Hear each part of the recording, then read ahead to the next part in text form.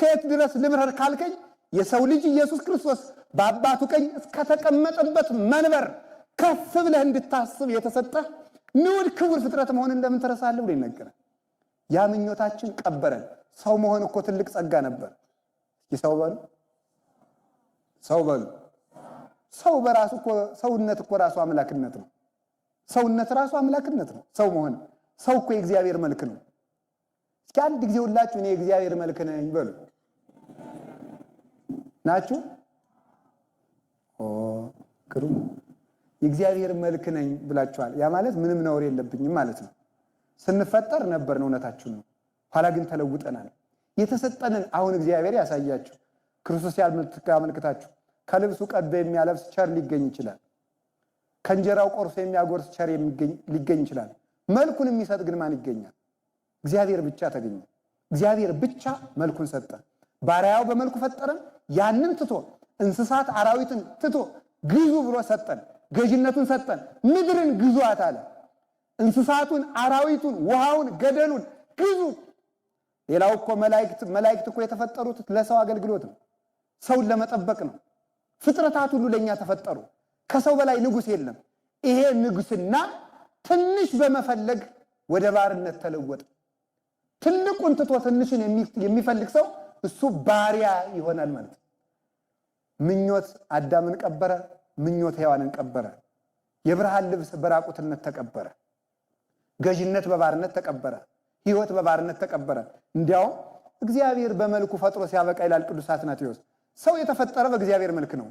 በእግዚአብሔር መልክ ተፈጥሮ ሲያበቃ የእግዚአብሔር መልክ ሕያው ነው። እንዴት ሰው ይፈርሳል ይላል። እግዚአብሔር ለምንድን ነው ፍረሱ ያለን? መሬት ናችሁና መሬቱን ለምን ይለናል? በመልክ ፈጥሬያችኋለሁ ብሎ ሲያበቃ እንደገና ፍረሱ ብሎ ይፍረድብን? የሱን ፍቅር ያፈረስንለት አካላችን መፍረስ ተፈረደበት ይላል። የእግዚአብሔርን ፍቅር ያፈረሰ ሰው አካሉ በሞት ይፈርሳል። እኛ የምንፈርሰው ፍቅር እግዚአብሔርን ካፈረስን ብቻ ነው። የፍቅር ውላችን ካልፈረሰ ሞት እኛን የማፍረስ ስልጣን የለውም። የገነት ሕይወት የፈረሰ በምንድን ነው ካላችሁ፣ በፍቅር እግዚአብሔር ችግርና ጉድለትና በምኞት ነው። ምኞት የገነትን ትዳር አፈረሰ። ምኞት የገነትን ትዳር አፈረሰ። ሀገርን የሚያፈርሳት ክፉ ምኞት ነው። በደንብ አስተውላችሁ ቁጭ ብላችሁ ጊዜ ሰጣችሁ ብታዩ ፖለቲከኛም ይሁን ዘረኛም ይሁን ምንም ይሁን ሀገር የሚያፈርስ ሁሉ በክፉ ምኞቱ የተነሳ ነው። ማንኛውም ሰው ቅዱስ ምኞት ያለው ሰው እሱም አይፈርስም፣ ሀገርም አያፈርስም። ቅዱስ ምኞት ያድለን እግዚአብሔር። ያንን ምኞት ተመኘን፣ ተቀበርን። 5000 ዘመን ስንሰቃይ ኖር። ብዙ ሰዎች ምኞታቸው ቀብሯቸዋል። ቃየልን የቀበረው ምኞቱ ነው። አቤሴሎምን የቀበረው ምኞቱ ነው። አንድ ሁለት ሐሳቦችን ላንሳና ስለከፉ ምኞት ስለ ትክክለኛው መቃብራችን አንስቼ ትምህርት ልጠቅልለው። አቤሴሎም በጣም የሚነሳ ሰው ነው። ምኞቱ የቀበረው ሰው። አቤሴሎም ከአባቱ ቤተ መንግስት ይቆምና ከየት መጣችሁ? አይ ካዛጦን። አይ መንገድስ ተለፍት ደክማችሁ ነበር፣ መንገድ ተመታችሁ ነበር፣ ልፋታችሁ ብዙ ነው። አዲያ ከቤተ መንግስት ያሉት ሰዎች ቀን በስካር ሌሊት በእንቅልፍ አይደል የሚያድሩ፣ አይፈርዱ እያለ ስም ያጠፋል። አሁንም እንዲያለ የህዝቡን ልብ አሸፈተ። አንደኛ በውበቱ፣ ሁለተኛ ባንደበቱ መጣፈጥ፣ ተንኮሉን የውስጡን ተንኮል ባንደበቱ ለዛ ሸፍኖ የሰውን ልብ መስረቅ ጀመረ። ሰውን ከዳዊት ማስኮብለል ጀመረ፣ ያስኮበለል ጀመረ። እንዲያርጉ አስኮብሎ መጨረሻ ላይ ነጋሪት ሲመታ አቤሴሎም ነገሰ በሏል። የህዝቡን ልብ ተቆጣጥሮ እንደጨረሰ ባወቀ ጊዜ አቤሴሎም ነገሰ በሏል። ይሄ እንደሰማ ልል የሚል ሳይመረምር የሚያጨበጭብ ህዝብም አቤሴሎም ነገሰ ብሎ ልላለ። እኔ እኮ በዚህ ዘመን እግዚአብሔር ይስጥልኝ ሲባል ብቻ ሳይሆን እግዚአብሔር ያጥፋችሁ ሲባል እንኳን እልል የሚል ህዝብ ያለን የሚመስለኝ። ምን እንደሚባል ሁሉ እኮ ሳናውቅ እንደው እኮ ጹም ድንቅ ነው። ዝም ብለን እልል እያልን ነው ቀለን የቀረ ነው በእውነቱ ማለት። አስተዋይ መሆን ይገባል። ክርስቲያን ደልዳላ ነው። ሳይመረምር አይጮህም፣ ሳይመረምር አያጨበጭብም፣ ሳይመረምር አይከተልም፣ በከንቱ ነገር አያወራም፣ እቅዱንም አይለፈልፍም። በየቦታው ወሬኛ መሆን አይገባንም። እስቲ ዝም በሉ። መድኃኔዓለም እኮ ዝም ብሎ እኮ ነው ሰይጣንን ያጠፋው። ዝም ብሎ አጠፋው።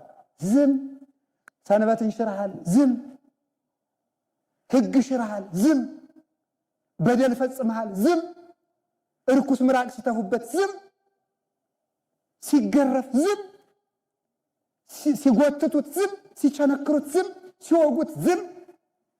ዝም አለና በሥራ ተናገረ። እንግዲህ እስኪ የሰማይ አምላክ አለን ብላችሁ ከሆነ እኔን የሰቀላችሁት ሰማይን የፈጠረ ማን እንደሆነ ተመልክቷልና ፀሐይ፣ ጨረቃ፣ ከዋክብትን አጨለማቸው። በቆማችሁበት ምድር ተመክታችሁ ከሆነ መሬትም ቢሆን የኔ መሆኗን እዩ አለና አለቱን ሰነጠቀው። በምትመኩበት መቅደስ ከሆነ የምትመኩት መቅደሱም ቢሆን የኔ ነው አለና መጋረጃውን ከሁለት ቀደደው። ከሙታን እንነሳለን ብላችሁ የምትመኩ ከሆነ የሙታን አምላክም እኔ ነኝ ብሎ ሙታንን ከመስቀሉ ስር አስነሳቸው። ዝም ብሎ በስራ ተገለጠ። ክርስቲያን በስራ ይናገራል፣ አይለፈልፍም። የጀብደኝነት ክርስትና ሊቀርብን ይገባል። የፉከራ ክርስትና እንዲህ እናደርጋለን። በፉከራ ሰይጣን ይሸነፋል። በጀብድነት በፉከራ እንዲሁ ዝም ብሎ በመለፍለፍ አሁን እኛ እዚህ እያሉ ስለፎከር ሰይጣን ይሸነፋል። ወይ ጉድ! ሰይጣን በሰልፍ አይሸነፍ። ሰይጣን የሚሸነው በልብ ስራ ነው። ሰርተን እንድንገለጥ መድኃኔዓለም ይርዳል። ሰርቶ መገለጥ ነው የሰው ልጅ ማለት። እስቲ ዝም ብላችሁ ስሩ። በሞቴ ዝም ብላችሁ ንግዱንም ስሩ፣ ትምህርቱንም ስሩ፣ ሕግም ተማሩ፣ እወቁ። ለቤተ ክርስቲያን ሰርታችሁ ስራችሁ ይታይ። ሁለት መነኮሳት 58 ዓመት በዝምታቸው ሰይጣንን አላግጠውበታል። ሰይጣን እቅዳችን የሚያበላሸው እየሰማ ነው። ዝም እንዲሁ በሞቴ አፈርሰውን። ከዛሬ ጀምሮ በየፌስቡኩ መለፍለፍ አቁሙ። ዝም በሉና ስራ ስሩ። ዝም ብላችሁ ሁለት መነኮሳት ቀለዱበት። ምን ያደርጋሉ መሰላችሁ? ሰይጣን የልብን ማወቅ አይችልም፣ ያፍን ግን ያውቃል። ለምሳሌ እንዲህ አለ፣ እንዲህ ያደርጋሉ። ባት ሊያጸኑ ሲፈልጉ ስንት ዓመት ከዚህ ገዳም ተቀመጥ እስኪ እንዙር ይላሉ። አይ እነዚህ ዘዋሪ ናቸው አይረቡም ብሎ ሌላ ፍለጋ ሲሄድ እነሱ እዚያው ቁጭ። ሊጸልዩ ሊያድሩ ሲፈልጉ ምን ያደርጋሉ? ብዙ ቀን ጸለይን እስኪ ዛሬ እንረፍ ይላሉ። አይ እነዚህ እንቅልፋም ናቸው ብሎ ሌላ ፍለጋ ሲሄድ እነሱ ጸሎትን ሲያንገበግቡት ያድራሉ። በተቃራኒው እያወጉ ሰይጣን እቅዳቸውን ሳያውቅባቸው ለቅድስና በቅተው 58 ዓመት በተጋድሎ ጸንተው ኖሩ። እኛ እኮ እየለፈለፍ አንድ ነገር ገና ሳንጀምረው እንለፈልፍና ሰይጣን ያበላሸዋል። ክርስቲያን ማለት ደልዳላ የተረጋጋ ጽሙና ህዳት ያለው ህዳት። ለመናፍቃን እርጋታ የላቸውም። ችኩልነት፣ ሁከት፣ ጭብጨባ፣ ድልቂያ ይወዳሉ። የመድኃኔዓለም ልጆች ግን በመረጋጋታቸው ይታወቃሉ። ረጋ በማለታቸው። ረጋ ያለ ልቡና ያድለን። አሜን በሉ። እንዴ አፍን እንደመጠበቅ ያለ ነገር የለም። አንድ የቅኔ መምህር አሉ። አሁን ኢትዮጵያ ካሏት ትልልቅ አባቶች መካከል አንዱ ናቸው። የኔታ ጥበቡ ይባላሉ። እና አንዱ ሂዶ እባክዎት የኔታ ጥይት እንዳይመታ የሚያደርግ መጠበቂያ ይድገሙልኝ ይላቸዋል። ነው አሉት። አዎ። እምሰጥን ትቀበላለህ? አዎ። ከጥይት የሚጠብቅ አፍ ነው አሉት። ቅዱስ ዳዊት ምን አለ? ላፌ ጠባቂ አኑርልኝ። እስኪ በሉ አንድ ጊዜ ሁላችሁም ላፌ ምን አኑርልኝ አለ? ጠባቂ አኑርልኝ። ከመከራ የሚጠብቅ አፍ ነው። ዝም ብሎ ስራ መስራት እሱ ክርስቶሳዊነት ነው። በዚህ ወቁት ነገ እንዲህ ይሆናል፣ የዛሬውን እንድናደርጋለን፣ የዛሬ ዓመት እንዲህ አይባልም። ዝም ብሎ መስራት እንድንሰራ እግዚአብሔር ይርዳን። ወሬኛነታችን እግዚአብሔር ያስወግድልን። አንድ ነገር ንገራችሁ። ከኢትዮጵያ ነገስታት መካከል የወሬኛ ሕግ ያወጡ አፄ ኃይለ ሥላሴ ነበሩ። መጀመሪያ አፄ ኃይለ ሥላሴ ወደ ስልጣን እንደመጡት ያወጡት የመጀመሪያው ሕግ የወሬኛ ሕግ ነው። ወሬኛ ሰው ከየትኛውም የኢትዮጵያ ሕገ መንግስት እኔ የዛሬውን ሊኖረው ይችላል። ወሬኛ እንዲህ ብሎ ይቀጣ የሚል እኔ አላነበብኩት። አፄ ኃይለ ሥላሴ መጀመሪያ ያወጡት ግን የወሬኛ ሕግ ነው። ወሬኛ ይቀጣ ብለው አወጡ። ከሾሟቸው ሚኒስትሮች መካከል አንዱ ወሬኛው ነው ተገንቶ መጀመሪያ የቀጡ ሚኒስትራቸው ነው። ወሬኛ ለሀገርም አይጠቅምም ለእግዚአብሔርም አይጠቅም። ዝም ብሎ የሚሰራ ነው። እንዲህ ያለ ሰው ሁከታ ወሬኛ ሰው እኮ ነው። አንዳንድ ጊዜ ዲያብሎስ እንዴት እንደሚጫወትብን ተመልከቱ። ብሶታችን ያጠናና ብሶታችን የሚነግሩንን ሰዎች እየተከተል ብሶታችን ሳይፈታ እንድንሞት ያደርገናል። ዝም ብለን እያጨበጨብን ብሶታችን የነገሩን ሰዎች ራሳቸው ግን ተንኮለኞች ለመሆናቸው ግን ማስረጃ የለንም። ዝም ብሎ አለማጨብጨብ እንዴት ጥሩ መሰላችሁ? እውነቴን ነው። በእግዚአብሔር ክንድ ላይ መቆም። ለምን ተታፈቅሩ ከንቱ ወታሐጽሑ ሐሰተ? ለምንድን ነው ይዟችሁ የማይቆምን ግድግዳ የምትደገፉት? ተሰብሮ የሚሰብራችሁን ለምን ትደገፋላችሁ? በትክክለኛው ክንድ ላይ በርታ ብሎ ደልደል ብሎ ሞት መጣ እንዲመጣ እንዲመጣ እንዲመጣ የሚል ሰው ካለ በእግዚአብሔር ተወከልኩ እፎት ብልዋ ለነፍሴ ማለት እንደ ቅዱስ ዳዊት በእግዚአብሔር ታምኛለሁ ነፍሴን ምን አድርጊ ነው የምትሏት ይላል ቅዱስ ዳዊት። በሱ ተመክቻለሁ። እውነተኛው ዳኛ እርሱ ነው። የሚፈርድ ቢታጣ እግዚአብሔር ይፈርዳል። ለሶስና የሚፈርድላት ቢታጣ እግዚአብሔር ግን የሚፈርድ ያስነሳል። እግዚአብሔር ዘግይቶ አይቀርም። ለእግዚአብሔር አይመሽም፣ ለእግዚአብሔር አይረፍድም። ከየት ድረስ ልምረር ካልከኝ የሰው ልጅ ኢየሱስ ክርስቶስ በአባቱ ቀኝ እስከተቀመጠበት መንበር ከፍ ብለህ እንድታስብ የተሰጠህ ንዑድ ክቡር ፍጥረት መሆን እንደምን ተረሳለህ ብሎ ይነገራል። ያ ምኞታችን ቀበረን። ሰው መሆን እኮ ትልቅ ጸጋ ነበር። እስኪ ሰው በሉ፣ ሰው በሉ። ሰው በራሱ እኮ ሰውነት እኮ ራሱ አምላክነት ነው። ሰውነት ራሱ አምላክነት ነው። ሰው መሆን ሰው እኮ የእግዚአብሔር መልክ ነው። እስኪ አንድ ጊዜ ሁላችሁ እኔ የእግዚአብሔር መልክ ነኝ በሉ። ናችሁ? ግሩም። የእግዚአብሔር መልክ ነኝ ብላችኋል። ያ ማለት ምንም ነውር የለብኝም ማለት ነው። ስንፈጠር ነበርን፣ እውነታችሁ ነው። ኋላ ግን ተለውጠናል። የተሰጠንን አሁን እግዚአብሔር ያሳያችሁ። ክርስቶስ ያመልክታችሁ። ከልብሱ ቀዶ የሚያለብስ ቸር ሊገኝ ይችላል። ከእንጀራው ቆርሶ የሚያጎርስ ቸር ሊገኝ ይችላል። መልኩን የሚሰጥ ግን ማን ይገኛል? እግዚአብሔር ብቻ ተገኘ። እግዚአብሔር ብቻ መልኩን ሰጠ። ባሪያው በመልኩ ፈጠረን። ያንን ትቶ እንስሳት አራዊትን ትቶ ግዙ ብሎ ሰጠን። ገዥነቱን ሰጠን። ምድርን ግዙአት አለ። እንስሳቱን፣ አራዊቱን፣ ውሃውን፣ ገደሉን ግዙ። ሌላው እኮ መላእክት እኮ የተፈጠሩት ለሰው አገልግሎት ነው። ሰውን ለመጠበቅ ነው። ፍጥረታት ሁሉ ለኛ ተፈጠሩ። ከሰው በላይ ንጉስ የለም። ይሄ ንጉስና ትንሽ በመፈለግ ወደ ባርነት ተለወጠ። ትልቁን ትቶ ትንሽን የሚፈልግ ሰው እሱ ባሪያ ይሆናል ማለት ነው። ምኞት አዳምን ቀበረ። ምኞት ሔዋንን ቀበረ። የብርሃን ልብስ በራቁትነት ተቀበረ። ገዥነት በባርነት ተቀበረ። ሕይወት በባርነት ተቀበረ። እንዲያውም እግዚአብሔር በመልኩ ፈጥሮ ሲያበቃ ይላል ቅዱስ አትናቴዎስ፣ ሰው የተፈጠረ በእግዚአብሔር መልክ ነው። በእግዚአብሔር መልክ ተፈጥሮ ሲያበቃ የእግዚአብሔር መልክ ሕያው ነው። እንዴት ሰው ይፈርሳል ይላል። እግዚአብሔር ለምንድን ነው ፍረሱ ያለን? መሬት ናችሁና መሬቱን ለምን ይለናል? በመልክ ፈጥሬያችኋለሁ ብሎ ሲያበቃ እንደገና ፍረሱ ብሎ ይፍረድብን? የሱን ፍቅር ያፈረስንለት አካላችን መፍረስ ተፈረደበት ይላል። የእግዚአብሔርን ፍቅር ያፈረሰ ሰው አካሉ በሞት ይፈርሳል። እኛ የምንፈርሰው ፍቅር እግዚአብሔርን ካፈረስን ብቻ ነው። የፍቅር ውላችን ካልፈረሰ ሞት እኛን የማፍረስ ስልጣን የለውም። የገነት ሕይወት የፈረሰ በምንድን ነው ካላችሁ፣ በፍቅር እግዚአብሔር ችግርና ጉድለትና በምኞት ነው። ምኞት የገነትን ትዳር አፈረሰ። ምኞት የገነትን ትዳር አፈረሰ። ሀገርን የሚያፈርሳት ክፉ ምኞት ነው። በደንብ አስተውላችሁ ቁጭ ብላችሁ ጊዜ ሰጥታችሁ ብታዩ ፖለቲከኛም ይሁን ዘረኛም ይሁን ምንም ይሁን ሀገር የሚያፈርስ ሁሉ በክፉ ምኞቱ የተነሳ ነው። ማንኛውም ሰው ቅዱስ ምኞት ያለው ሰው እሱም አይፈርስም፣ ሀገርም አያፈርስም። ቅዱስ ምኞት ያድለን እግዚአብሔር። ያንን ምኞት ተመኘን፣ ተቀበርን። 5000 ዘመን ስንሰቃይ ኖር። ብዙ ሰዎች ምኞታቸው ቀብሯቸዋል። ቃየልን የቀበረው ምኞቱ ነው። አቤሴሎምን የቀበረው ምኞቱ ነው። አንድ ሁለት ሐሳቦችን ላንሳና ስለከፉ ምኞት ስለ ትክክለኛው መቃብራችን አንስቼ ትምህርቴን ልጠቅልለው። አቤሴሎም በጣም የሚነሳ ሰው ነው፣ ምኞቱ የቀበረው ሰው። Okay, be honest. Does anyone actually like their CRM? Most teams hate theirs with a passion. Yeah, we did too, until we switched to Monday CRM. አቤሴሎም ከአባቱ ቤተ መንግስት ይቆምና ከየት መጣችሁ? አይ ካዛጦን። አይ መንገድስ ተለፍት ደክማችሁ ነበር፣ መንገድ ተመታችሁ ነበር፣ ልፋታችሁ ብዙ ነው። አዲያ ከቤተ መንግስት ያሉት ሰዎች ቀን በስካር ሌሊት በእንቅልፍ አይደል የሚያድሩ፣ አይፈርዱ እያለ ስም ያጠፋል። አሁንም እንዲያለ የህዝቡን ልብ አሸፈተ። አንደኛ በውበቱ፣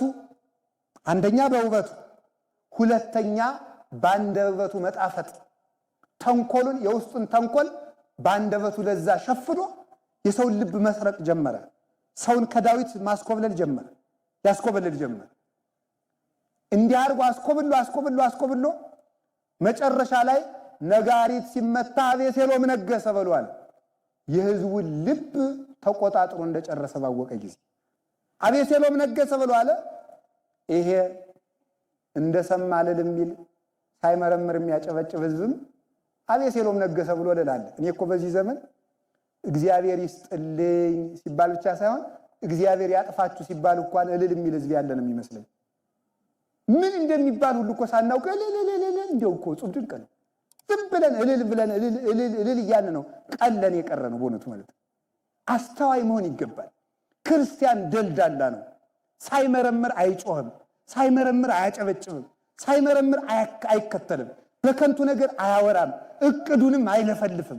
በየቦታ ወሬኛ መሆን አይገባንም። እስቲ ዝም በሉ። መድኃኔዓለም እኮ ዝም ብሎ እኮ ነው ሰይጣንን ያጠፋው። ዝም ብሎ አጠፋው።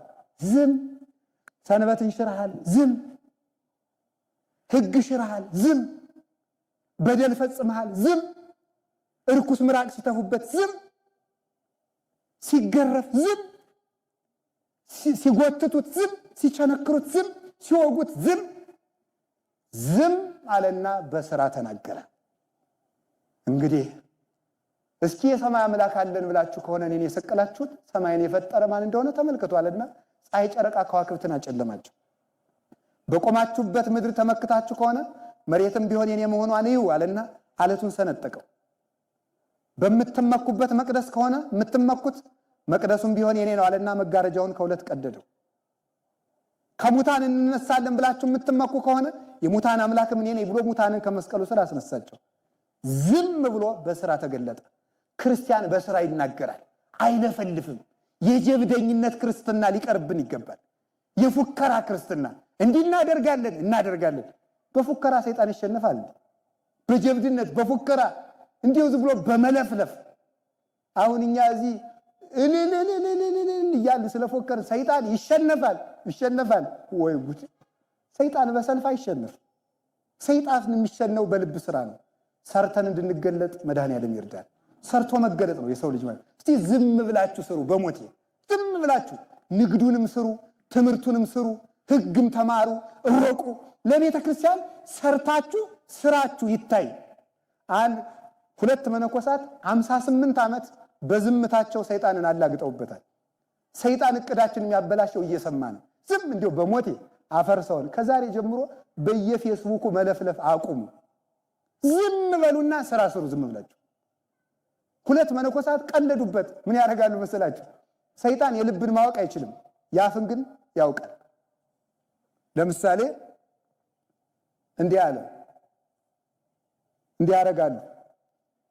በዓት ሊያጸኑ ሲፈልጉ ስንት ዓመት ከዚህ ገዳም ተቀመጥ እስኪ እንዙር ይላሉ።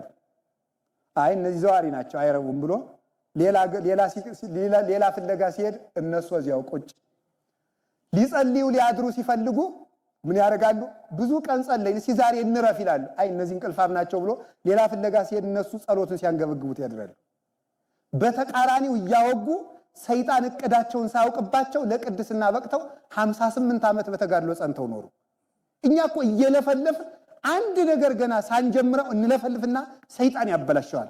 ክርስቲያን ማለት ደልዳላ፣ የተረጋጋ፣ ጽሙና፣ ህዳት ያለው ህዳት። ለመናፍቃን እርጋታ የላቸውም። ችኩልነት፣ ሁከት፣ ጭብጨባ፣ ድልቂያ ይወዳሉ። የመድኃኔዓለም ልጆች ግን በመረጋጋታቸው ይታወቃሉ። ረጋ በማለታቸው።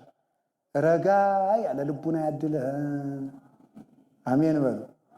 እንዴ አፍን እንደመጠበቅ ያለ ነገር የለም። አንድ የቅኔ መምህር አሉ። አሁን ኢትዮጵያ ካሏት ትልልቅ አባቶች መካከል አንዱ ናቸው። የኔታ ጥበቡ ይባላሉ። እና አንዱ ሂዶ እባክዎት የኔታ ጥይት እንዳይመታ የሚያደርግ መጠበቂያ ይድገሙልኝ ይላቸዋል።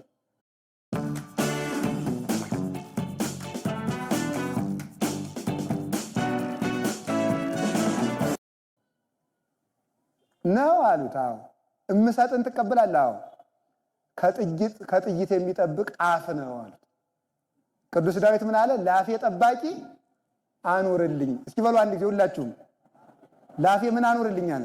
ጠባቂ አኑርልኝ። ከመከራ የሚጠብቅ አፍ ነው። ዝም ብሎ ስራ መስራት እሱ ክርስቶሳዊነት ነው። በዚህ ወቁት ነገ እንዲህ ይሆናል፣ የዛሬው እንዲህ እናደርጋለን፣ የዛሬ ዓመት እንዲህ አይባልም። ዝም ብሎ መስራት እንድንሰራ እግዚአብሔር ይርዳን። ወሬኛነታችን እግዚአብሔር ያስወግድልን። አንድ ነገር ንገራችሁ፣ ከኢትዮጵያ ነገስታት መካከል የወሬኛ ሕግ ያወጡ አፄ ኃይለ ሥላሴ ነበሩ። መጀመሪያ አፄ ኃይለ ሥላሴ ወደ ስልጣን እንደመጡት ያወጡት የመጀመሪያው ሕግ የወሬኛ ሕግ ነው። ወሬኛ ሰው ከየትኛውም የኢትዮጵያ ሕገ መንግስት እኔ የዛሬውን ሊኖረው ይችላል። ወሬኛ እንዲህ ብሎ ይቀጣ የሚል እኔ አላነበብኩት። አፄ ኃይለ ሥላሴ መጀመሪያ ያወጡት ግን የወሬኛ ሕግ ነው። ወሬኛ ይቀጣ ብለው አወጡ። ከሾሟቸው ሚኒስትሮች መካከል አንዱ ወሬኛ ሆኖ ተገኝቶ መጀመሪያ የቀጡ ሚኒስትራቸው ነው። ወሬኛ ለሀገርም አይጠቅምም ለእግዚአብሔርም አይጠቅም። ዝም ብሎ የሚሰራ ነው። እንዲህ ያለ ሰው ኮከታ ወሬኛ ሰው እኮ ነው። አንዳንድ ጊዜ ዲያብሎስ እንዴት እንደሚጫወትብን ተመልከቱ። ብሶታችን ያጠናና ብሶታችን የሚነግሩንን ሰዎች እየተከተል ብሶታችን ሳይፈታ እንድንሞት ያደርገናል። ዝም ብለን እያጨበጨብን ብሶታችን የነገሩን ሰዎች ራሳቸው ግን ተንኮለኞች ለመሆናቸው ግን ማስረጃ የለንም። ዝም ብሎ አለማጨብጨብ እንዴት ጥሩ መሰላችሁ! እውነቴን ነው። በእግዚአብሔር ክንድ ላይ መቆም። ለምን ትታፈቅሩ ከንቱ ወታሐሰተ? ለምንድን ነው ይዟችሁ የማይቆምን ግድግዳ የምትደገፉት? ተሰብሮ የሚሰብራችሁን ለምን ትደገፋላችሁ? በትክክለኛው ክንድ ላይ በርታ ብሎ ደልደል ብሎ ሞት መጣ እንዲመጣ እንዲመጣ እንዲመጣ የሚል ሰው ካለ በእግዚአብሔር ተወከልኩ እፎት ብልዋ ለነፍሴ ማለት እንደ ቅዱስ ዳዊት በእግዚአብሔር ታምኛለሁ ነፍሴን ምን አድርጊ ነው የምትሏት ይላል ቅዱስ ዳዊት። በሱ ተመክቻለሁ። እውነተኛው ዳኛ እርሱ ነው። የሚፈርድ ቢታጣ እግዚአብሔር ይፈርዳል። ለሶስና የሚፈርድላት ቢታጣ እግዚአብሔር ግን የሚፈርድ ያስነሳል። እግዚአብሔር ዘግይቶ አይቀርም። ለእግዚአብሔር አይመሽም፣ ለእግዚአብሔር አይረፍድም። አቤሴሎም እንዲያያረገ ሰውን ሁሉ እልል አስበለ። ቅዱስ ዳዊትም ከቤተ መንግስት ወጥቶ ተሰደደ። እሱም የአባቱን ሚስት በሙሉ ገብቶ ከድንኳን ገብቶ ሁሉን ከነሱ ጋር ነውር አደረገ። የአባቱን ሚስት ቀማ፣ በአባቱ መንበር ተቀመጠ። እውነትን አሰደደ። ዳዊት ማለት ሲተረጎም የአምላክ ልብ ማለት ነው። ያ ማለት የእግዚአብሔር ልብ የተሰደደበት ቤተ መንግስት ጸንቶ አይዘልቅም። የእግዚአብሔር ልብ እውነት ነው። እውነት የተሰደደበት ስልጣን ጸንቶ አይኖርም። እውነትን አስወጥቶ በእድሜ የሚቆይ በስልጣን የሚቆይ መሰለው፣ አልሆነለትም። ቀጠለ። አንዳንድ ጊዜ መከራው ሲጨምር ቅዱስ ዮሐንስ አፈወርቅ ምን ይላል? ደመና ሲበዛ ሰማይ የሌለ ይመስላል ይላል። የሌለ ይመስላል ግን ሲበተን ይገለጣል። ውሸት ሲበዛ እውነት የሌለ ይመስላል። መከራ ሲበዛ እግዚአብሔር የተወን ይመስልናል። በጊዜው ግን ደመናው በነፋስ መበተኑ አይቀርም። ቅድም እንደተማርነው ነፋስ ስልጣን እግዚአብሔር ነው። ያበጥረዋል። እያበጠረ ደመናው ይበተናል። ይሄ ዝናብ የሌለው ውሃ የሌለው ከንቱ ደመና ውሸታሙ ይራገፋል። ሆዳሙ ስግብግብ ይራገፍና ንጹህ ሰማይ ይታያል። በኋላ ጨመረ። ቅዱስ ዳዊትም ተሰደደ። ወንዙን ተሻግሮ ሄደ። እግዚአብሔር ቸር አይደል? አቤሴሎምን የሚረዳ ክፉ መካር አኬጦፌል የሚባል ሰው ነበረ። አባትህን አሰድድ፣ እግዚአብሔርም እንዳይረዳው አድርግ፣ አስቀድመ እስራኤል ዳዊትን እንዲንቁት ወደ አባትህ ሚስት ግባ አለው። ይህን ክፉ መከረው። እግዚአብሔር ምክርን በምክር መሻር ይችልበታል። አኬጦፌልን ምክሩን ለመሻር ኩሲ የሚባል በጎ መካር ከቤተ መንግስት አስነሳ እግዚአብሔር። ኩሲ ለእግዚአብሔር የሚመክር ሰው ነው። ግን አኬጦፌል ሲያገኘው ኩሲ አለው፣ አቤት የዳዊት መካር ነበርክ፣ አሁንስ ለማን ትመክራለህ አለው። አይ እኔ መቼም እግዚአብሔር ለሾመውን መመክር እግዚአብሔር ለሾመው መክራለሁ አለው። እንግዲህ እኔንስ እግዚአብሔር ሾመኝ አይደል? በሌኔ አማካሪውን አለው። እሺ አለና ቁጭ አለ። እግዚአብሔር ለሾመው ግን አይገባውም እንጂ አይደረስ ነው። ክፉ ሰዎች እውነትን ማስተዋል አይችሉም። እግዚአብሔር ለሾመው ነው እኔ መቼም የማገለግል ማለት እኮ እግዚአብሔር የሾመው ዳዊት ነው ማለት ነው። እኔ መቼም የእግዚአብሔር ዳዊት አገልጋይ ነኝ የወቀው ማለት ነው። ምክንያቱም እሱ እግዚአብሔር እንዳልሾመው አቤሴሎም ራሱ ያውቀዋል። በኋላ ተመልከቱ፣ ምክርን በምክር ለውጦ ቅዱስ ዳዊት ተሰዶ ወንዙን ተሻግሮ እንዲሄድ ተደረገ። አቤሴሎም እየተዋጋ ሲሄድ ኋላ ተመልከቱ እያሰደደ አባቱን ገሎ መንገስ ፈለገ። እውነትን ቀብረው እድሜያቸውን ማርዘም የሚፈልጉ ሰዎች አይሆንላቸው። በኋላ ምን አደረገ መሰላችሁ? ውጊያው እየተዋጋ ሄዶ ከዛፉ ሲደርስ ያን ሁሉ ሲያደርግ ቅዱስ ዳዊት ዝም ብሎ ያለቅስ ነበረ። የእግዚአብሔር ዝምታ ክፉዎችን ይቀብራቸዋል። በኋላ ተመልከቱ ምን አደረገ መሰላችሁ? አቤሴሎም እየተዋጋ ሲሄድ ሰራዊቱ ሲሄድ ሲቀጥል እሱም ሲከተል በዛፉ መካከል በፈረስ ሆኖ ሲጓዝ የገዛ ጠጉሩ ከዛፍ ከደረቅ እንጨት ላይ ተንጠልጥሎ ሞተ። በገዛ ጠጉሩ ተንጠልጥሎ ሞተ። የራሱ ምኞት ቀበረው ማለት ይሄ ነው። ሰው በሚመኘው ምኞቱ ራሱ ይቀበርበታል፣ ራሱን ይቀብራል።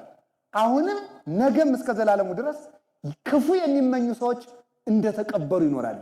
እኛ ክርስቲያኖች ለጠላቶቻችን እንኳን ክፉ ከተመኘን ያ ምኞታችን መልሶ ተመልከቱ፣ ጦርን ወደ ላይ የሚወረውር ሰው መልሶ ወደ ራሱ እንደሚመጣ፣ መርገምን ወደ ሰው የሚወረውር ሰው መርገም ወደ ራሱ ይመጣል። ክርስቲያን ለጠላቶቹ ሲጸልይላቸው ነው እንጂ ሲጸልይባቸው ለነሱ የጸለየው መከራ ለራሱ ይመጣል። እና ለማንም ሰው በጎ መመኘት በጎ ሀብት ነው። አቤሴሎም ተቀበረ፣ ቅዱስ ዳዊትም ወደ ቤተ መንግስቱ ተመለሰ። እግዚአብሔር የእውነት ዘመን ያምጣልን፣ የእውነት ዘመን ያምጣልን። በእግዚአብሔር ልብ የምናስብበት ዘመን ይስጠን። ዘመኑ የተባረከ ነው። አንድ ነገር እዩልኝ፣ ስሙልኝ። ጌታ ከተወለደ ጀምሮ የተረገመ ዓመት የለም። ማንኛውም ቀን መስከረምም ሆነ ጥቅምት 2013ም ሆነ 2014 የተረገመ ዘመን ለክርስቲያኖች የላቸውም። የተረገመ ምድርም ለክርስቲያን የለውም። ምድር በሙሉ በመድኃኔዓለም ደም ታጥባ ነፃ ወጣለች። የትኛውም መሬት ላይ ብንኖር በተቀደሰ መሬት ላይ እንደቆምን እወቁት። የትኛውም ቀን በክርስቶስ የተቀደሰ ቀን ነው። እኛው እንረገማለን እንጂ የተረገመለት የለም። ስለዚህ ሁላችንም ሄደናው ቀን የምንደርሰው እንዲሁ ምን አድርገን ነው ይላል። አንዳንድ ሰውማ ብልጣ ብልጡ ወይ ጉድ! በኢንተርኔት ሰው እየተመዘገበ አሁን ክፉ ዘመን የሚያልፉት በዚህ የተመዘገቡ ናቸው ብሎ ሰው ነው የነገረኝ። በቴሌግራም ሰው እየተመዘገበ ነው አሉ። ክፉ ዘመን አይነ ብልጡ ወይ ብልጥ። እግዚአብሔር ግን የብልጣ ብልጥ አምላክ ነው እንዴ? ኢንተርኔት የማይጠቀሙት ገበሬዎች ገደል ሊገቡ ነው? እናንተ ጻድቃን በጥበብ እንዲህ ያለ የተንኮል ጽድቅ የተንኮል እግዚአብሔር የለም። እግዚአብሔር እጁ ሰፊ ነው። ለእግዚአብሔር ምድር በመላ ዓለምን ይወክለው ሙላ የነበረው ወስቲ አንዳንዱ ደግሞ የተወሰኑ ገዳማት አሉ። ከነዚህ ያህል ገዝተን ካኖር እዚያች ተጠጋን የምንተርፍ። ተው እንጂ ነውር አይደለም።